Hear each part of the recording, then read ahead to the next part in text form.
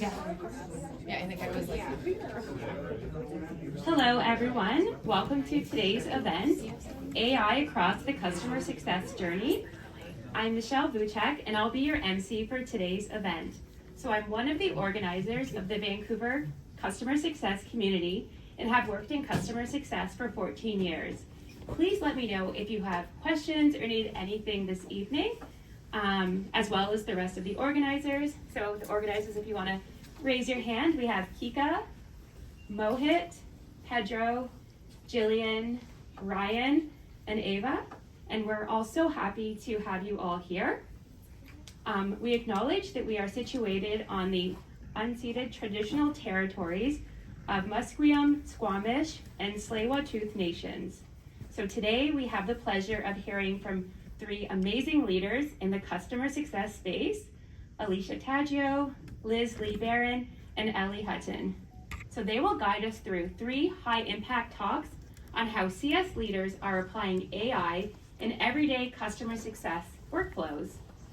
I also want to note that Kika will be doing a giveaway between each speaker, so definitely stay tuned for that.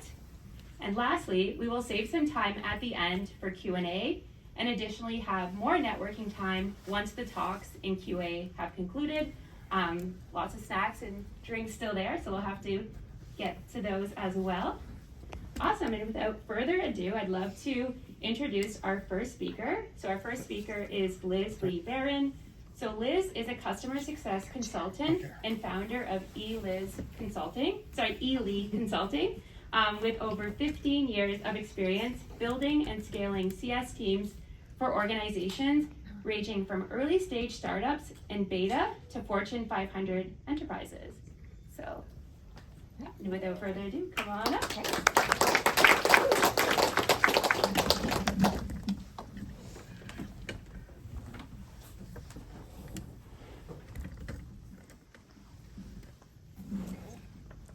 Actually, can you guys hear me if I don't use the mic? Yeah. Awesome. Can I turn this off? That one does not have a switch. That's okay. I can. Thank you. I talk with my hands. It's much easier this way. Okay, so in a minute, I'm going to ask you guys to cheer.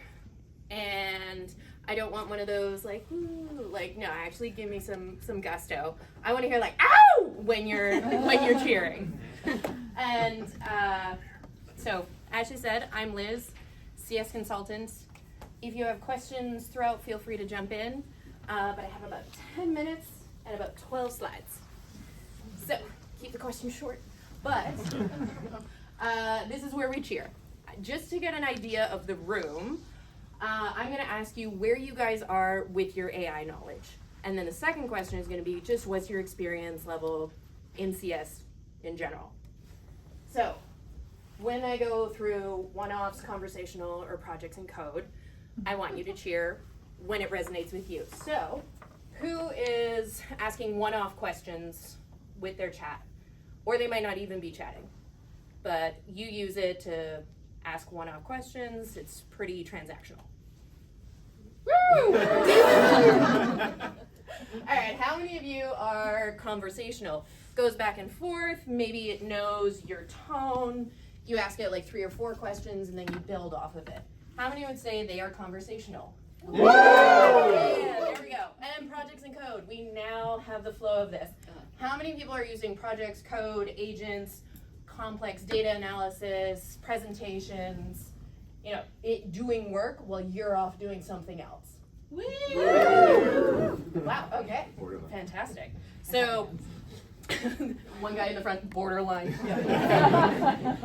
So cheer once more if you are within the first 5 years of your CS career.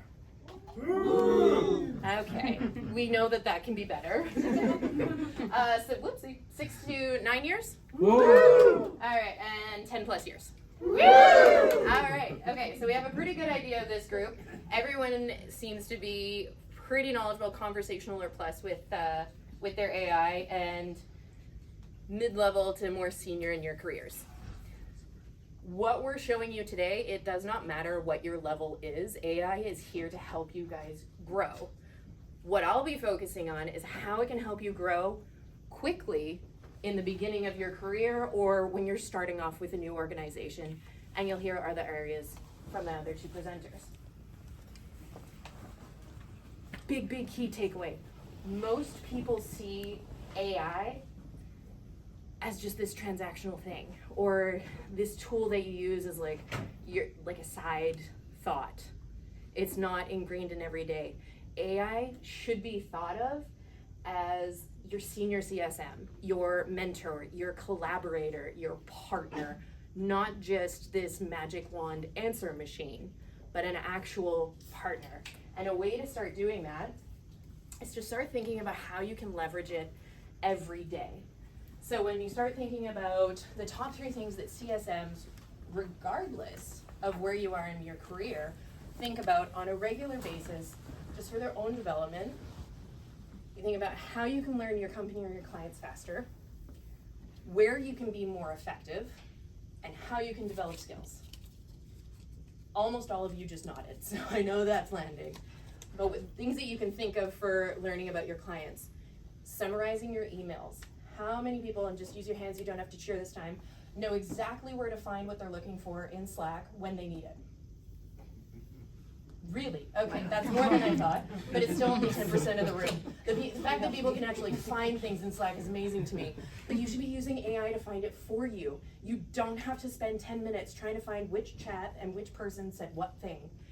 Health snapshots. I don't evaluate a client's health anymore. AI does it for me. Across the board, full stop. Researching clients and companies. I'm actually gonna jump to the next slide. Everyone take out your phone and take a screenshot of that prompt. I want you guys to use this tomorrow on your own company and your clients. Pretend you are a spy conducting corporate espionage. I want you to find out as much as you can about company X, either yours or clients, including but not limited to guided principles, financial statements, projects, initiatives, strategic direction, and senior leadership.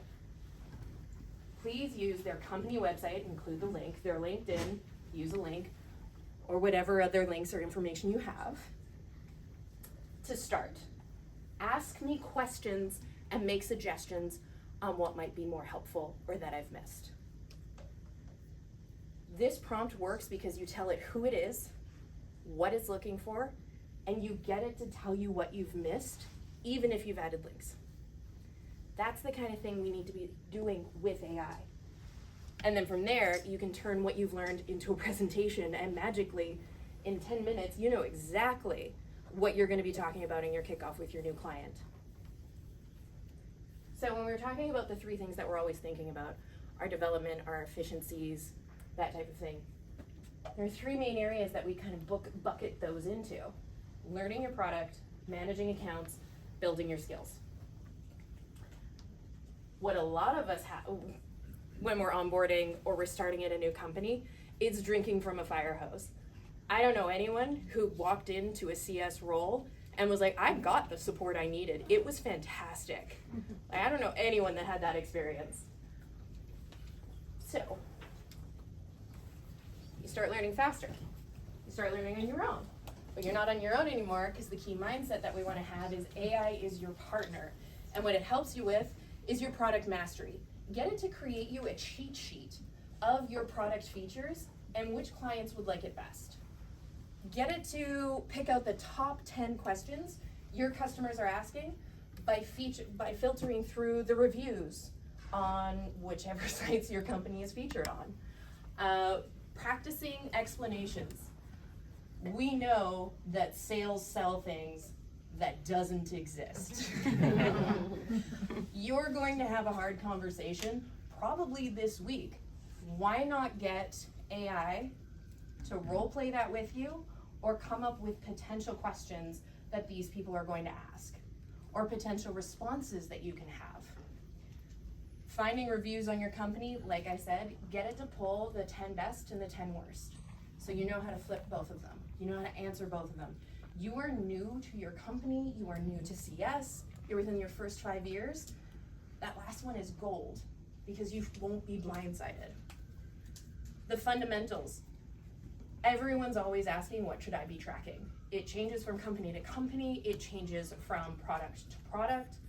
Keep asking that question throughout your career with your different companies and with your different clients, because sometimes they're seasonal clients and they don't do anything in August. Some of my clients are government. I'm not touching them in August.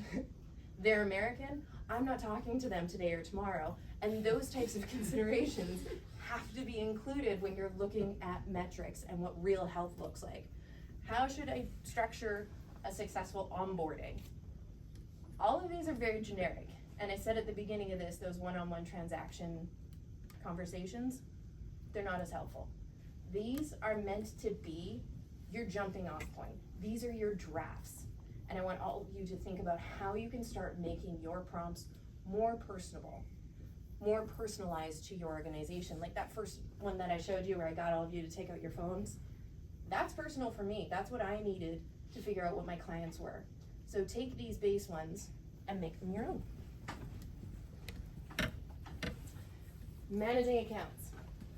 All of us still use Excel. It doesn't matter if you have a CSM, if you have PlanHat, if you have Gainsight, does not matter. We all still use Excel. And so I'm not great at Excel.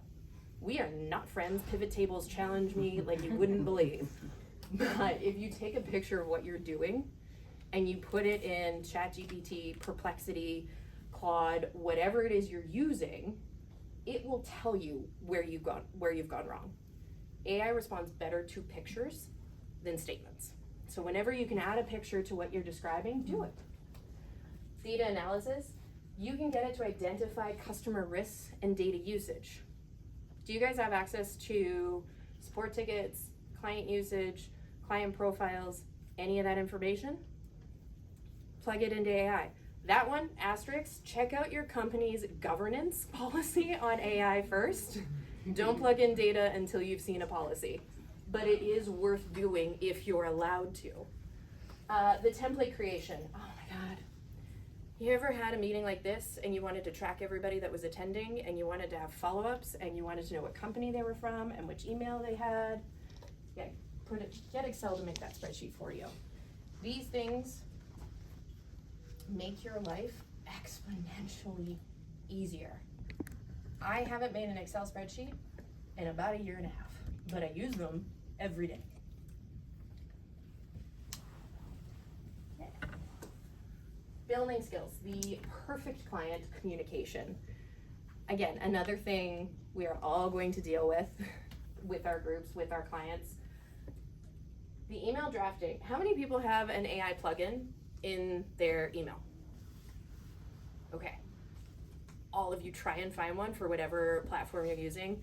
And if you don't, start using ChatGPT or Claude. They're the easiest free ones to get started with and they're most intuitive. But get it to check your emails. You have a long thread. You've been gone for a week. Get it to summarize the thread, give you actions to take, and then you take those actions, or get it to draft those emails for those actions. And all of this can be done while you're off at lunch. It's amazing, and that's how you can use that's where projects and things of that nature. Anybody use projects or agents in the group? Mm-hmm. Okay, strongly recommend, and I have links for this, so email me after or come and chat with me after. I'll send you a link on how to start using projects. Like this presentation I made last night while I was decorating my house with my husband. I didn't make this PowerPoint. AI did. Well, actually, Claude and Gamma made this. But it looks like this probably took me a few hours. It was my first draft, and then I spent about 30 minutes editing it. That's how quickly you can use these. You can use these for your email, you can use these for your presentations, and the client research. We already showed you that one prompt, but what if you have a QBR, you already know this client? Ask what trends are happening in the background for that client. These are all ways that you can get up to snuff with your accounts and your company quickly when you're onboarding and when you're new. Now, the one thing that I'd like to ask, is I am doing research for a course that I have, Customer Success Mastery System, achieving 120% NRR with proactive strategies in AI. I have helped every CSM that I've worked with hit 120 NRR at some point. But I can only do that one-on-one. I want to research how to do this at scale. So if you all can help me, or if some of you can help me and will be a part of research interviews, that would be amazing. And then I will give you the remaining 7 slides of this that have prompts for a bunch of different areas that CSMs are affected by. So feel free to add me on LinkedIn or email me, but I want to make sure, Pedro, how am I doing? I'm on time. How much time do we have left? 0. Perfect. Nailed it. Thank you. And I think we're now going to do a raffle. Yes.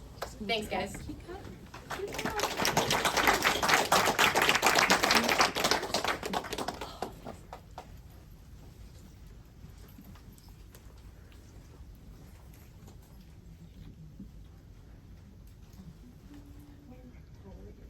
Yeah, Kika's just coming up to do the raffle.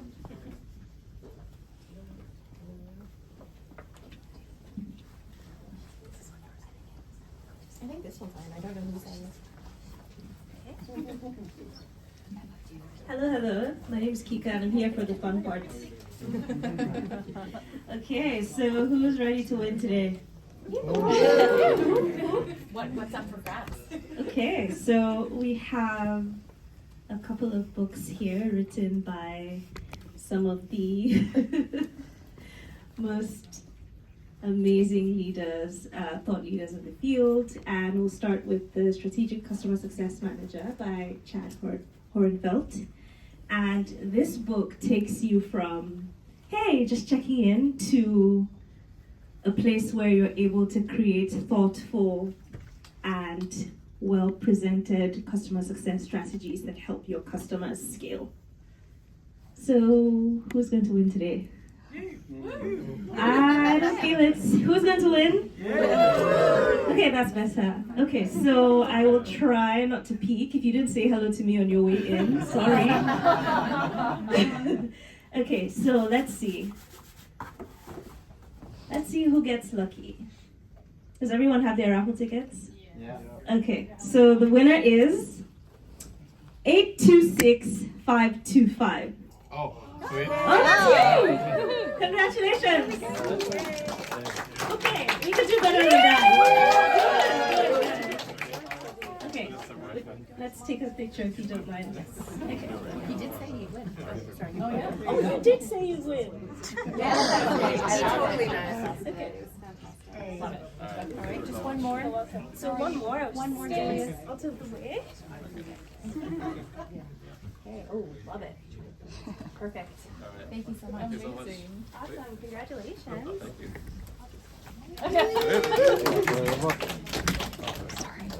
Thank you so much for that very engaging raffle. So we have our second speaker, who is Ellie Hutton. So Ellie is a fractional CX executive and leadership coach. She has 20 plus years in customer success, product marketing, and marketing research professional services. So I'll bring her up to the stage. Thanks for that. No worries. Hello. I might have to go no mic as well because this and this is not going to work at the same time. We'll see what we can do. Okay. So AI, and it was great to hear all the applause and cheers earlier to know where everybody's at. I went to an AI presentation about a month ago, and the keynote speaker had a slide similar to this.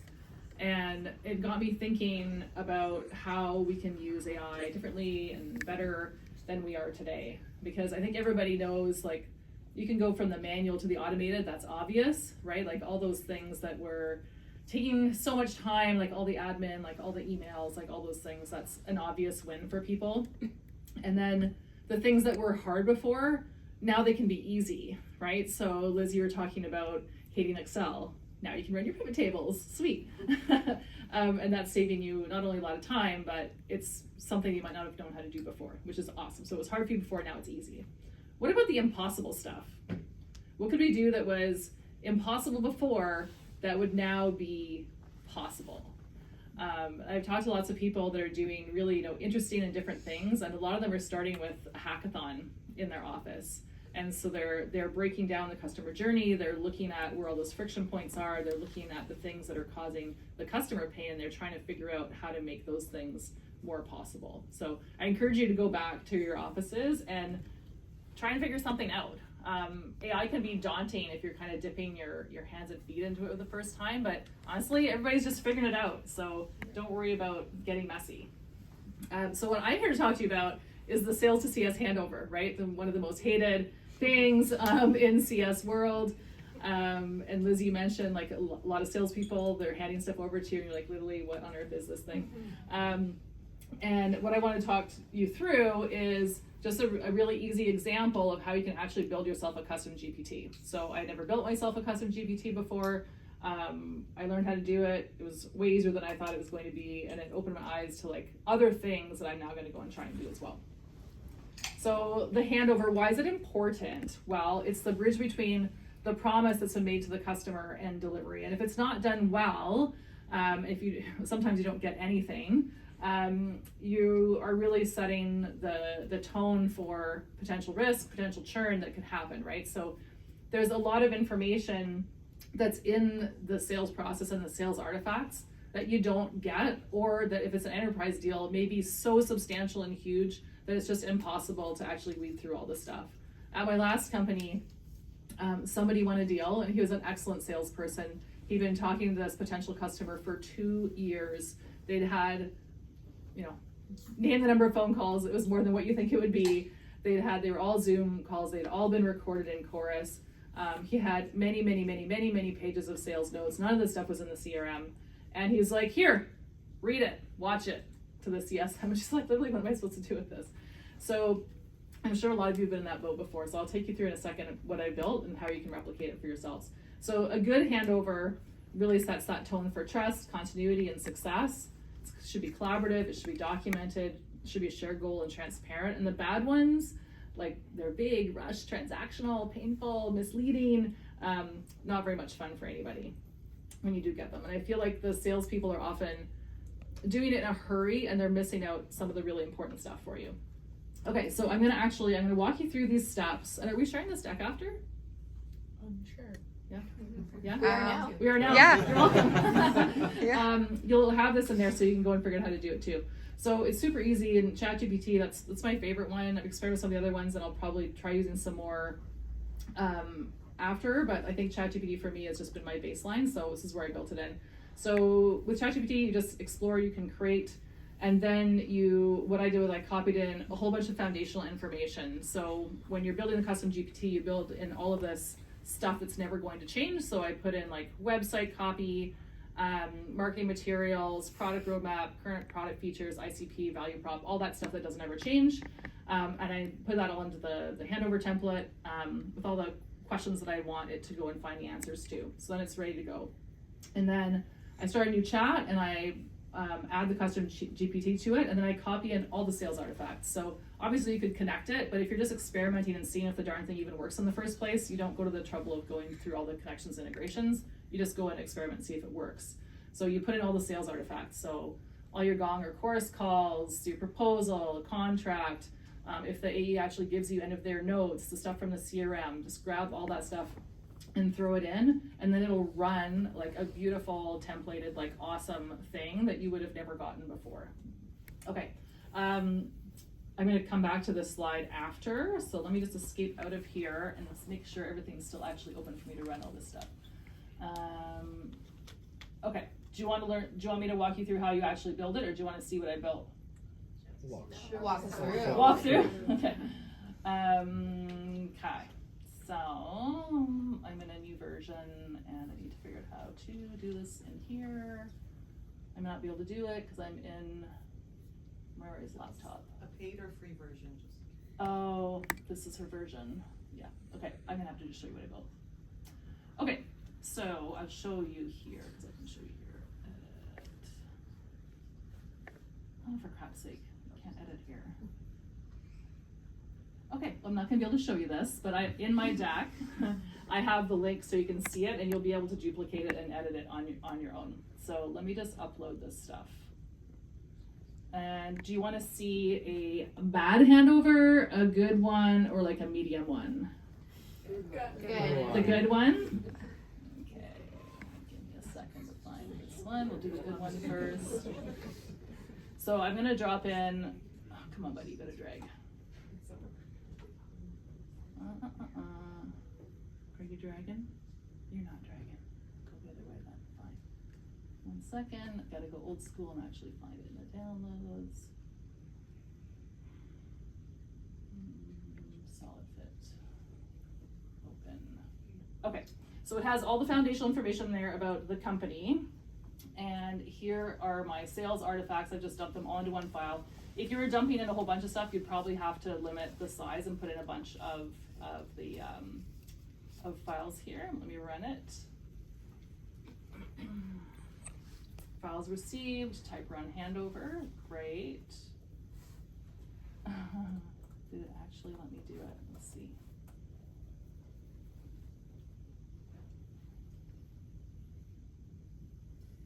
That's okay, you can still run it. Yes. No. Okay, buddy, you gotta run. There we go. What? Yes, I said run handover. See, this is why we're not ever gonna get replaced by. There, okay, thank goodness. Thank you. Okay, so in the template, it has all of the wonderful stuff. So it has who the customer is, the industry, the ARR, the plan they're on, the contract, who the AE is, the CSM we don't know yet. Customer risk is green, so we've got clear ICP fit, high urgency, strong sponsorship, cool. There's no escalations needed.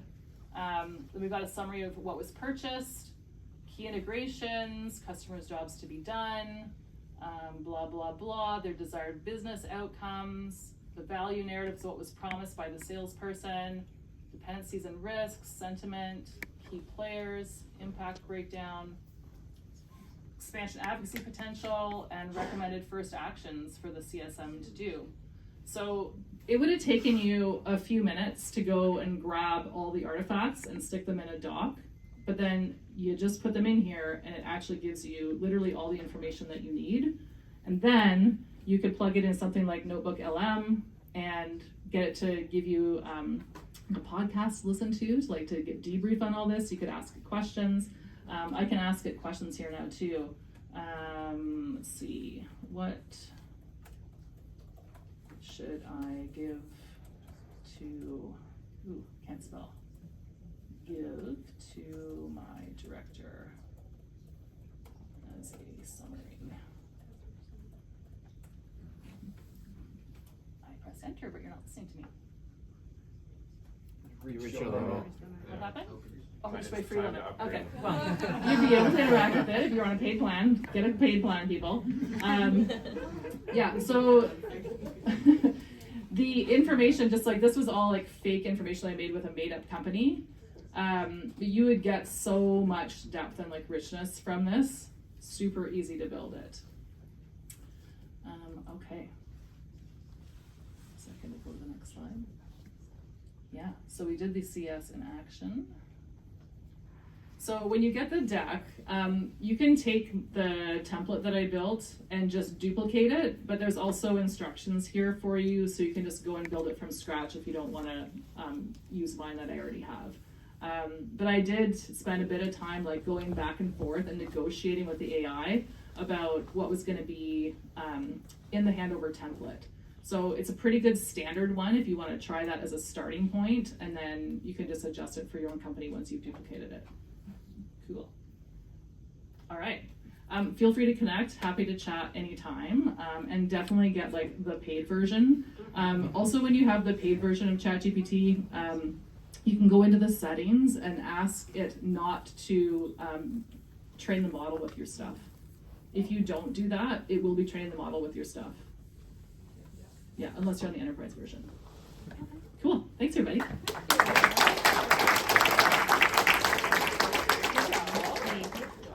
we'll bring Kika back up for the next raffle.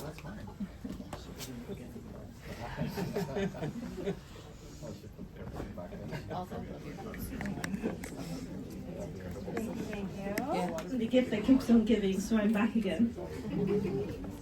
All right, so who's ready for the second book? More. Thank you, you're too kind. So, the second book I'm very excited about because it talks about how to leverage AI while maintaining the heart and the connection, the human connection.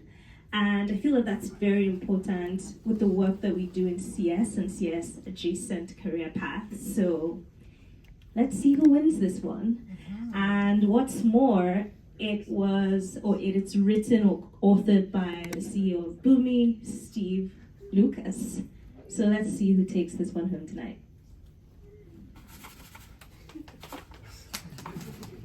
Okay. Big money. Nice try. Okay, so the winner is 8. Oh, this is Ben. Come on. 826535.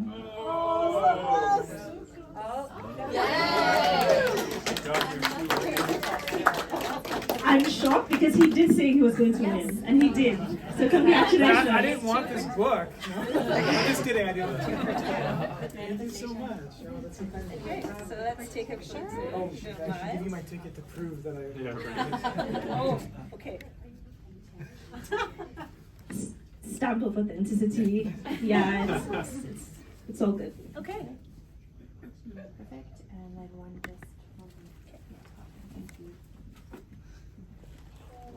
Thank you. Congratulations. If anyone wins the blue book, can I trade you? Oh my goodness. Congratulations. Thank you so much. No worries. Awesome. So we have our third and final speaker for the night, and that is Alicia Taggio. So Alicia leads the global customer success and support strategy at Tradable Bits, which is a fan marketing tech company in the sports and entertainment space. Right. Just a quick, I just want to get an understanding of who's in the room. How many of you are on the side of like managing a customer success, maybe team or group? Is anyone on the management side? Okay, good. All right, and then I knew who the customer success managers were from the other side. Okay, so I'm going to make sure that we have things that are applicable to both managers and CS people. So what I'm going to focus on talking about today is using AI to capture feedback, drive retention, and ultimately reduce churn. So we talked about how important the sales to CS handover is. We talked about how to get onboarded quickly as a CSM. So now you're in your role and you're like, okay, how do I make sure that my clients are renewing every single year with our tool or whatever it is that your service is that you're selling? So the first step really is we have to nurture that feedback loop. The reality is we know customers are already sharing their feedback, but it's so incredibly difficult to bring all of those different data points together and actually present it in a tangible way to maybe your UX team, your product team, whatever it is that you're selling. So I'm going to talk through some of the ways that we do that. We found that being able to use AI has allowed us to unsilo the org, even though we are still technically a bootstrap startup. We're a global company. We're in different regions across the world. And so we need to make sure that we're able to use these tools essentially to not only bridge the gap between actual regions, but even between departments as well too. And then at the end of the day, we kind of alluded to it, we make AI better with humans. So at the end of the day, you need human intervention to be able to really analyze what it's presenting to you and identify if there's anything that's off with the data it's been fed. Because if you don't have good data feeding into it, you're gonna get a poor outcome. So the most low-hanging fruit that I would say to start with is leveraging a note-taker tool. So we started off by using a tool called Gong. It was brought into our organization by our sales team. It was amazing. It had a lot of bells and whistles, definitely more sales focused. And so I was trying to figure out how do we use this from a customer success perspective. And we played around with it for a few years. It unfortunately became incredibly expensive. So it was just not sustainable for me and the sales team to be leveraging this tool. And so I had to start looking at other tools that would be essentially a lot cheaper. I ended up finding a tool called Grain, which is definitely more built for, yes, it definitely helps sales teams, but it was definitely more built for customer success and product so that we can tell stories with the type of conversations we're having with customers. And then, yes, transcribing is great and summarizing a meeting is great. That's like low-hanging fruit. A lot of things have that built in now. Google Meet has like Gemini and stuff built in. A lot of stuff can be built in. But it's really about how do we integrate that with other tools that our CS team is already using. So we actually, what I love personally about Grain, and when I was looking for tools, I wanted to make sure that it could integrate seamlessly into HubSpot, which is our CRM of choice.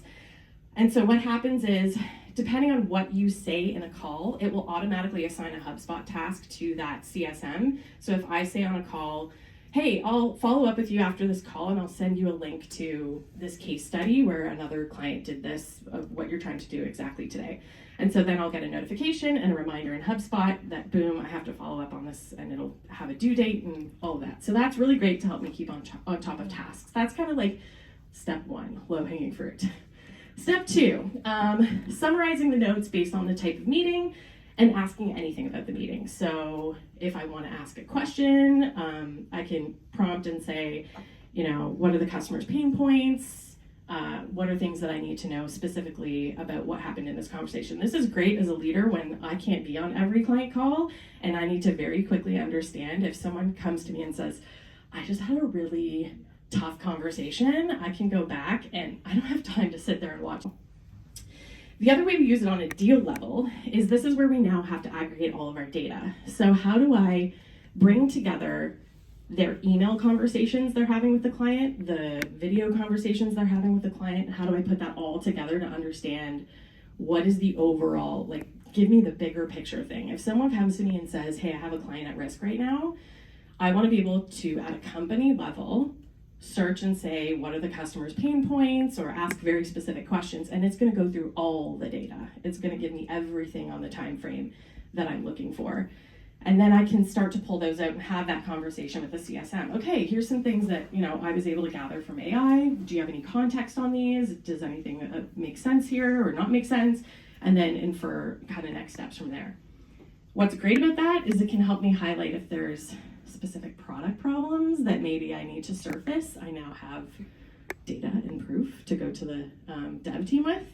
But if maybe it's something where I need to do a little bit of coaching with my CS team, I can put together scorecards and have AI automatically score the cards for me. So I used to do this very manually in Gong back in the day, where I would create a scorecard and then I would rate someone's business review. And I was like, I cannot physically do this with the amount of people that I'm managing globally.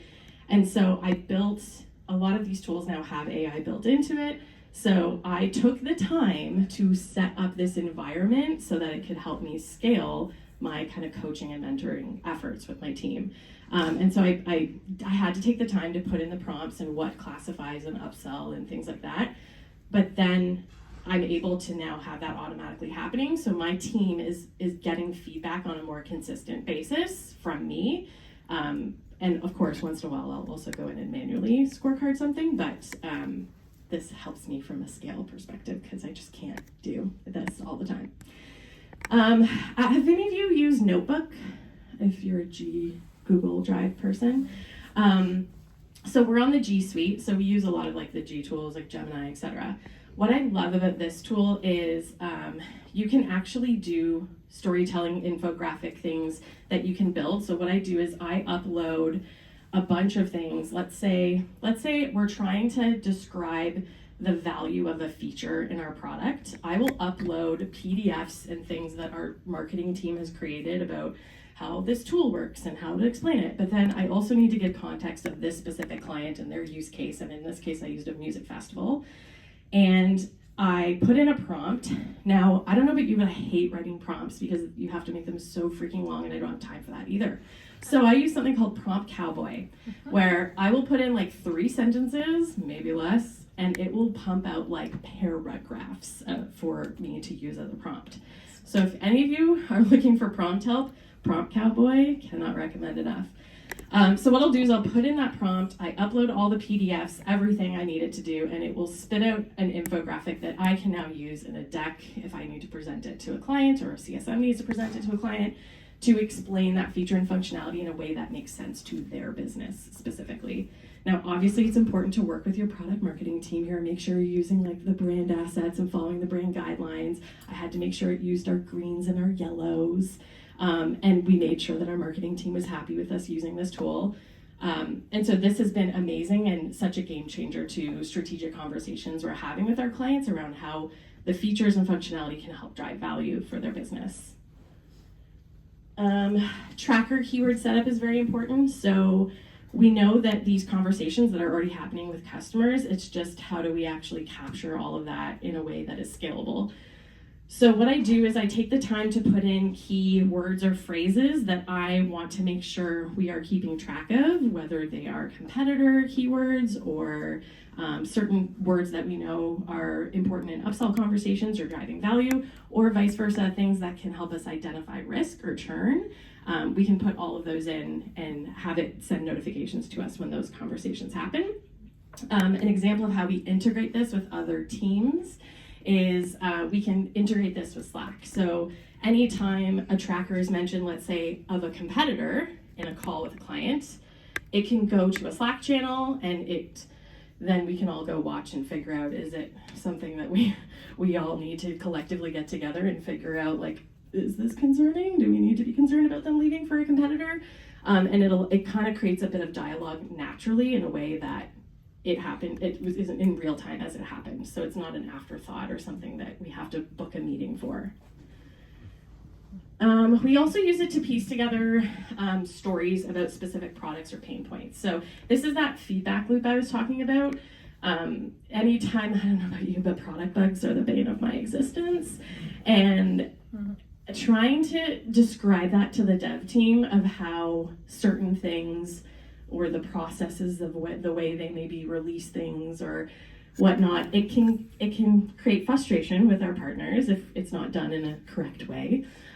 Or maybe they just have UX, UI feedback about using a specific part of our product. So what we can do is, using those tags, we can actually clip certain things from different calls. So rather than sending an entire call for the dev team to have to like watch back, we actually just clip that little piece where they said something and can piece together an entire story to say, here's all the feedback we've been getting about engagement campaigns, or here's all the feedback people have been giving us this last month about product bugs.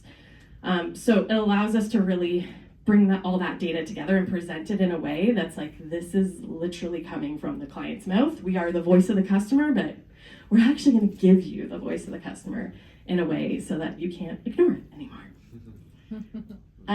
It's also really important that you have a way to summarize like feedback surveys. So we all have NPS, we all have feedback surveys that go out. So a lot of tools have it built in now into their survey features, but if you don't, you can upload all of that data into ChatGPT or whatever, of course, if you're allowed to, if your organization allows for it, and try to summarize what is all the feedback trying to tell us. So I usually mix this with some of the video stories that we were telling you about so that I can give a holistic picture to our development team or UX UI team. So yeah, at the end of the day, AI doesn't just save time, it really turns your raw data into actionable insights that helps you better understand your customers' goals and their pain points. And with that, I think we have Q&A. Awesome. Can we get another round of applause for the three wonderful speakers today? We have about 10 minutes for Q&A, so the Q&A will be the three speakers, of course.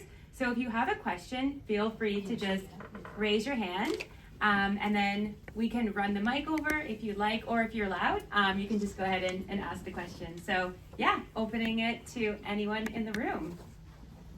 Perfect, we got one here. Did you want the mic? I'm good. Okay, perfect. Hey, thanks a lot for everything that you shared today. I really appreciate that. I had a question for Liz. Liz, early in your presentation, I heard you mention that you're leveraging AI for assessing health of the clients. Yeah. Now I want to share an anecdote from my own day-to-day. We have Gong at our company. Gong gives an amazing summary of the entire call, but these days it has also started adding the sentiment of how the call went.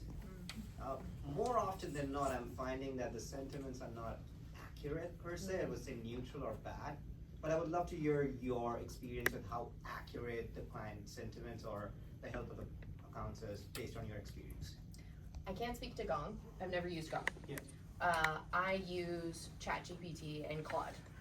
So when I'm constructing, or when I'm looking into it, what I have in my project and when I run it, I've associated some words to be negative sentiment and associated some words to be neutral and some to be positive. So like, I want to cancel. If someone says cancel, it's obviously negative. So I've started giving it in the criteria what is good, bad, or neutral. And that has helped out a fair amount, and I noticed the sentiment to be quite accurate. Other things you can do if Gong is coming back and saying it's happy and they're clearly sad, say, I think your sentiment is incorrect, reevaluate. And you can tell it it's wrong and tell it to go back and look again.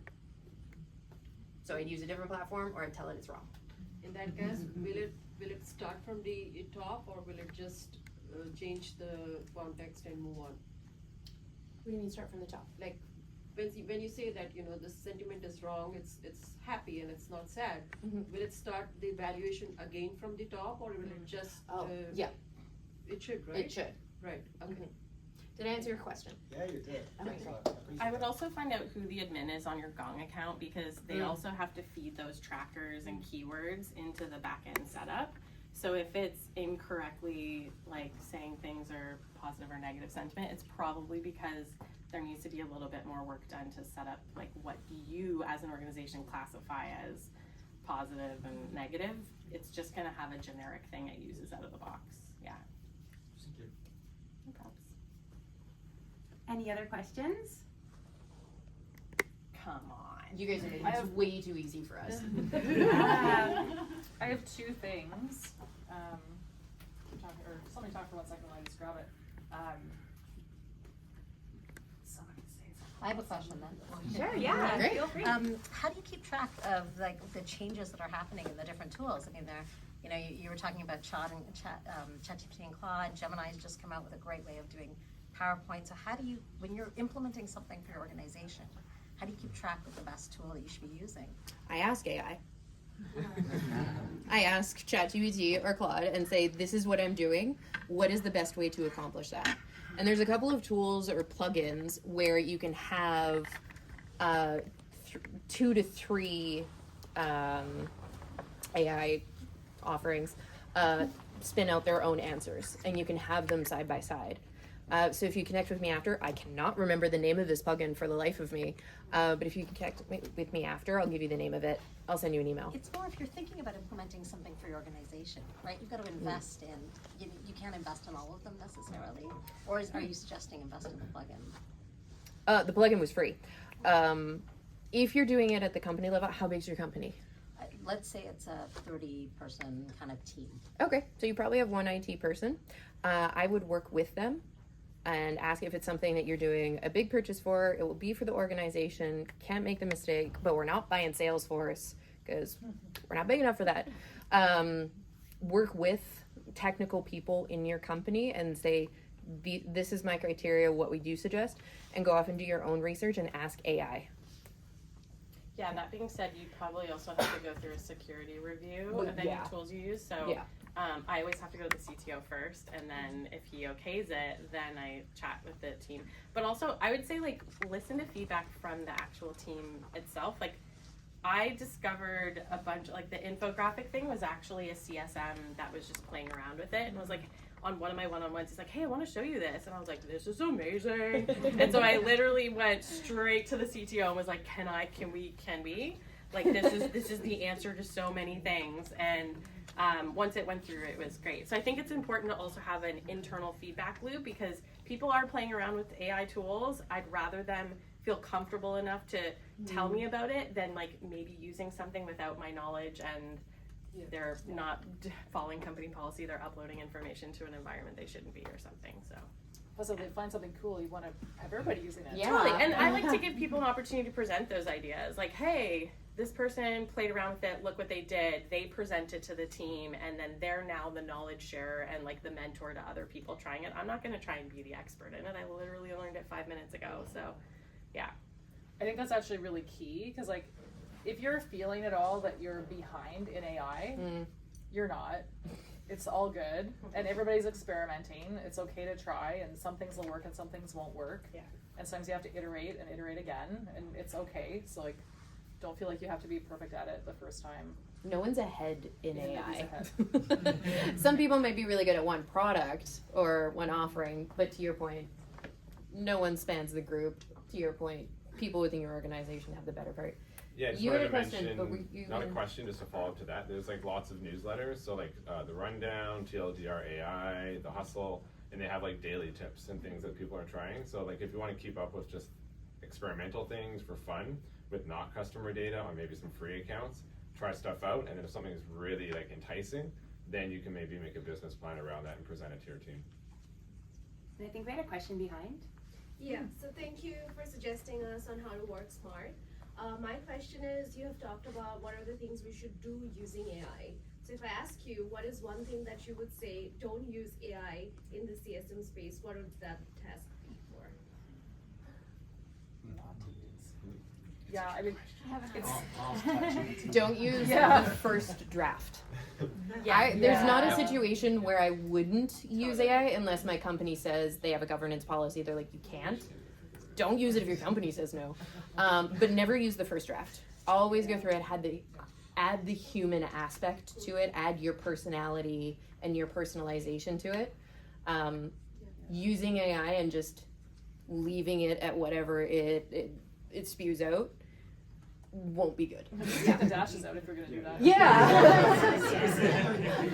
Exactly. It's really Yeah, and I mean, obvious. at the end of the day, AI can't build relationships with partners the way you can, so like, it's not going to be very effective at relationship building. Like, it might help you remember things about a partner, but like, yeah, you have to, there's a lot of stuff that just doesn't make sense to use it for that situation. Yeah.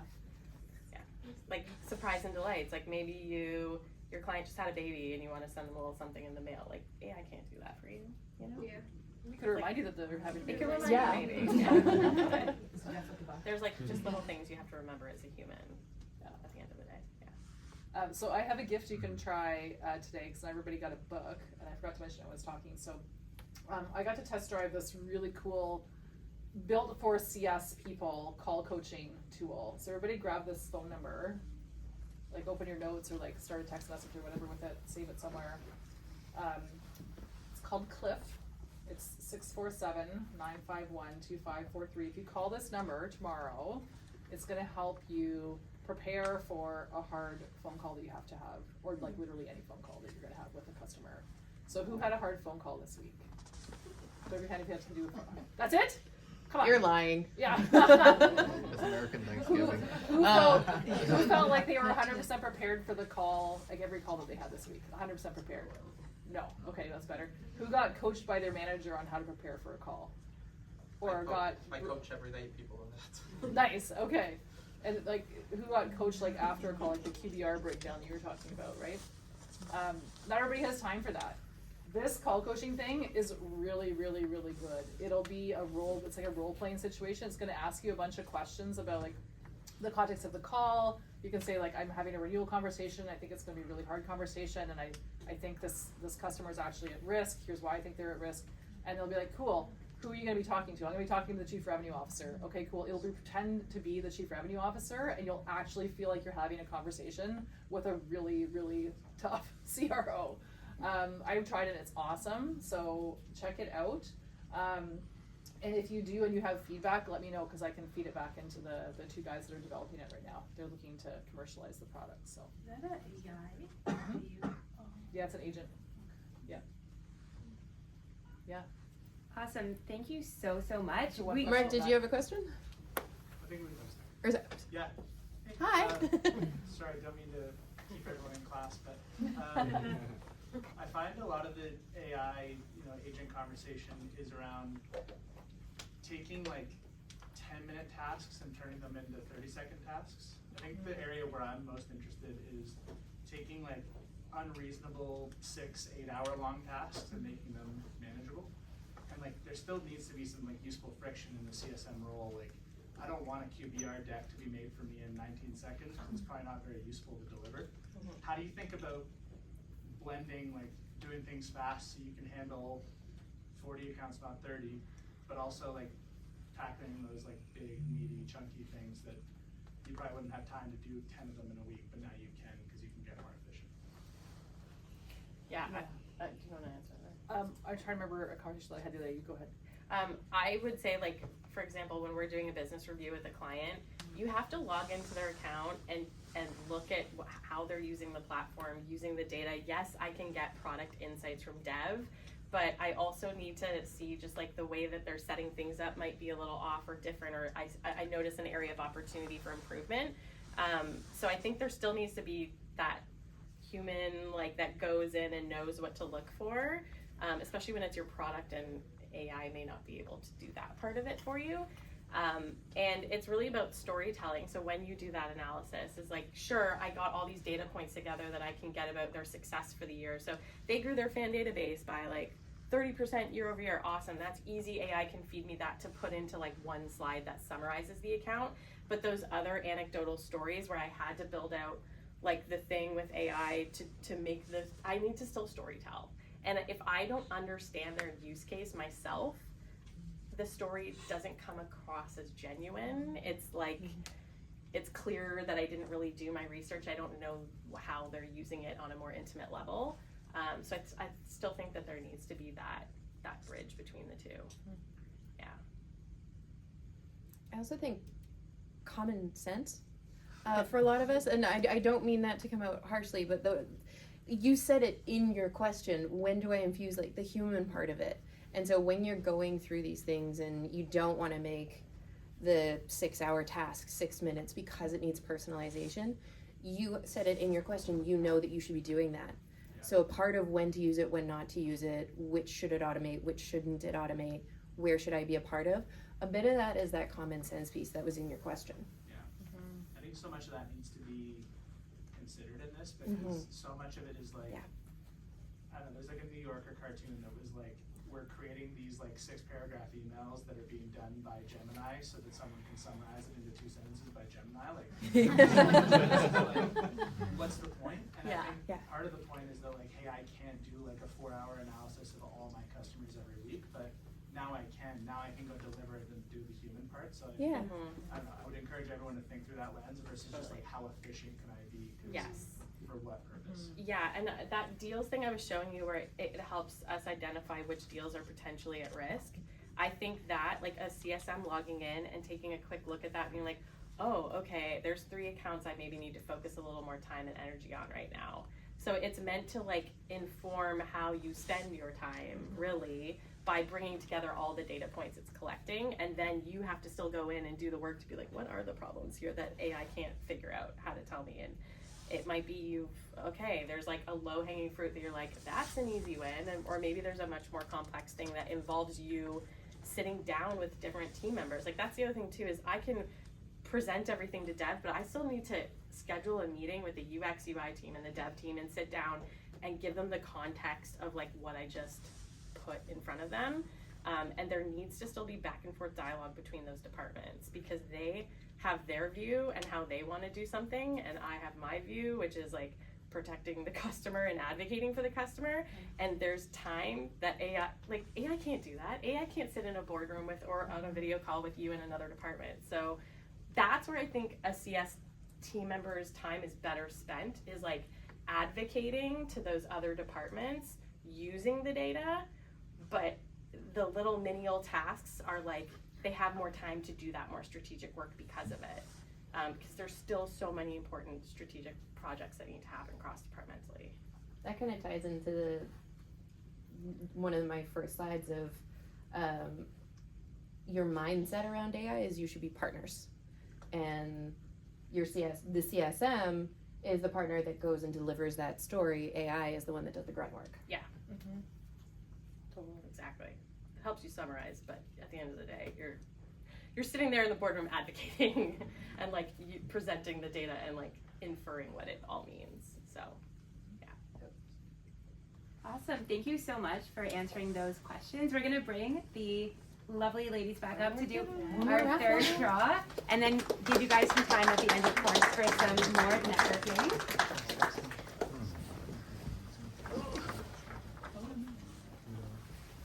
Okay, so this one's special because it was co-authored by 6 women CS leaders, experts in the field, and what I love about it is that it's like a 360 view into getting into CS and building CS teams. So on the one hand, if you're looking to get into CS or get hired in a CS role, it helps you strategize on the best way to do that. And if you're building a CS team, it gives you strategies on how to do that efficiently and effectively. So one thing that makes this even more special is that it was signed by the 6 co-authors. So let's see who's going to be getting a signed copy of the Customer Success Talent Playbook. And it's written by 6 incredible women: Swati Garg, Paru Bandari, Elizabeth Blas, Ejeme Eromosele, Julie Fox, and Kristen Hare. So let's see who will take this one home.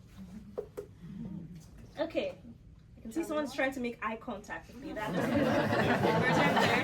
Might work. All right, so ready? Let's see. 7. No one's got 7. Okay. How many people are here? Okay, I see everyone's looking over their shoulder, right? Okay, guard that one jealously. 826 530. Oh, there you are. Oh, amazing. Come on up.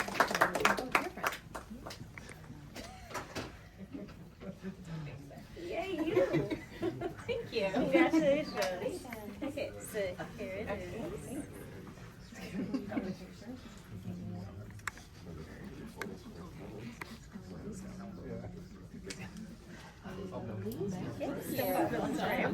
One more. Thank you so much. Thank you. Awesome. Congratulations. Awesome. So I'll get through the thank yous very quickly because I want everyone to have some time for networking at the end. But what a wonderful, wonderful discussion. Thanks again to all the speakers. And raise your hands if you learned something new today. Amazing. Love to see that. So a sincere thank you to Matthew and Maori of Convergence for providing us with this beautiful, beautiful space. Another huge thank you to Main Street Brewing and Ross Fulton at ValueWise for their generous sponsorship. So all the lovely snacks that you were able to enjoy tonight. Thanks again to the wonderful authors who donated their books to give away. And of course, congratulations again to all the people who manifested winning those books tonight. And a big shout out once again, thank you to all of our volunteers.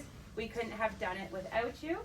And then of course, everyone in the room, thank you for coming and making this such a successful event. Huge turnout, so great to see. But before we jump into networking, I'd love to just invite anyone who is hiring to please stand up and do a small plug. I'm sure there's some folks in the audience today who are maybe open to a new opportunity. So I'd love to do a little bit of matchmaking and get you all connected. So yeah, feel free to stand up if you have a role. There is one at Boomi, actually, and Nick is CS manager at Boomi as well, and I'm a CSM, and I don't know if anyone else is, and Jason's here. Okay, great. You were hiding. So you could talk to any one of us about there's an open CSM role at Boomi. There's also an open CSM role at Pulte. We are one of the biggest AP automation companies and arguably the best team in Vancouver. So talk to me and Dagger over there if you're looking to join the team. Anyone else? Perfect. Well, we have about 25 minutes left, so please stay and continue the discussion. We've got drinks, got a big, lots of drinks and snacks left. Make some new connections, get your LinkedIn QR codes out, and enjoy the rest of the evening. Thank you.